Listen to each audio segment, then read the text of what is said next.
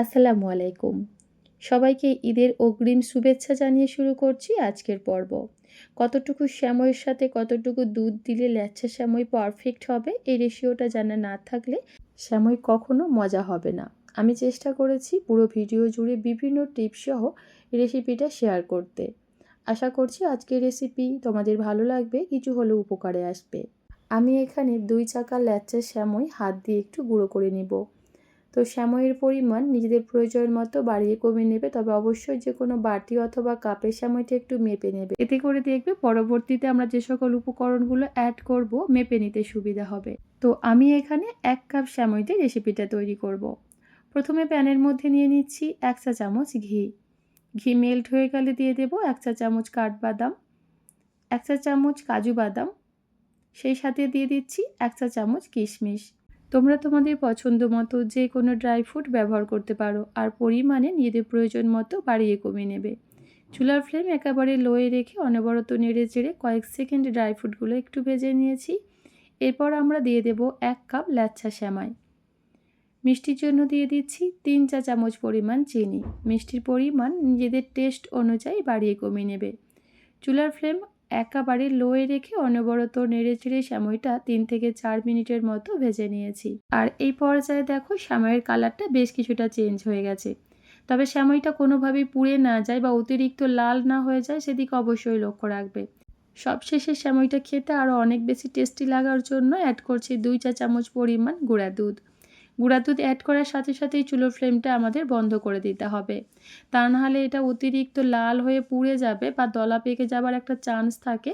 সেক্ষেত্রে সেমইটা দেখতেও ভালো লাগবে না আর খেতেও ভালো লাগবে না। গুঁড়া দুধটা সেমইয়ের সাথে খুব ভালোভাবে নেড়েচেড়ে মিশিয়ে নিয়েছি।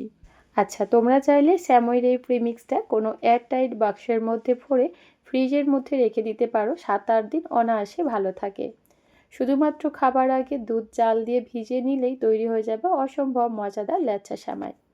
এবার এই সেমাইটা একটা সাইডে রেখে দিচ্ছি। এদিকে একটা প্যানের মধ্যে নিয়ে নিচ্ছি 2.5 কাপ পরিমাণ দুধ। 1 কাপ সেমাইয়ের জন্য 2 কাপ পরিমাণ দুধ লাগবে, এটাই পারফেক্ট একটা মাপ। তবে আমি এখানে 2.5 কাপ দুধ নিচ্ছি। এই দুধটা জাল দিয়ে ঘন করে আমি 2 কাপ করে নিব। সাথে ফ্লেভারের জন্য দিয়ে দিচ্ছি 2টো দারচিনি আর 2টো এলাচ। এলাচের মুখগুলো ফাটিয়ে দিয়েছি, এতে করে ফ্লেভারটা খুব সুন্দর আসে। আর মিষ্টির জন্য দিয়ে দিলাম 1/4 কাপ চিনি। মিষ্টির পরিমাণ নিজেদের টেস্ট অনুযায়ী বাড়িয়ে কমিয়ে নেবে। চুলার ফ্লেম মিডিয়াম টু হাই রেখে দুধটাকে 8 থেকে 9 মিনিট সময় নিয়ে জাল দিয়ে বেশ কিছুটা ঘন করে নিয়েছি।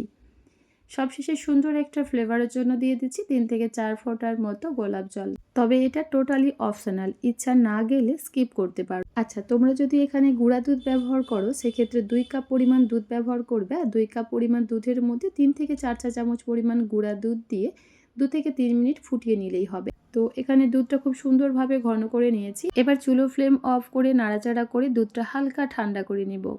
এবার এই উষ্ণ গরম দুধ সেমইয়ের মধ্যে অ্যাড করে দেব। এখানে কিন্তু কখনোই ফুটন্ত গরম দুধ বা অতিরিক্ত গরম দুধ সেমইয়ের মধ্যে দিতে যাবে না, তাহলে দেখবে সেমইটা অনেক বেশি নরম হয়ে দলা পেকে যাবে, সেক্ষেত্রে খেতে ভালো লাগবে না। এবার এই সেমইটা 4 থেকে 5 মিনিটের মতো রেখে দেব। আর এই সময়ের মধ্যে দেখবে সেমই খুব সুন্দরভাবে দুধ শোক করে একদম নরম হয়ে যাবে। ল্যাচ্ছা সেমই খুব বেশি পাতলা হলেও খেতে ভালো লাগে না, আবার অনেক বেশি শুকনাও না। ঠিক এই লেভেলের ল্যাচ্ছা সেমই খেতে অনেক বেশি মজার হয়। আজ তাহলে এ পর্যন্তই। আল্লাহ হাফিজ।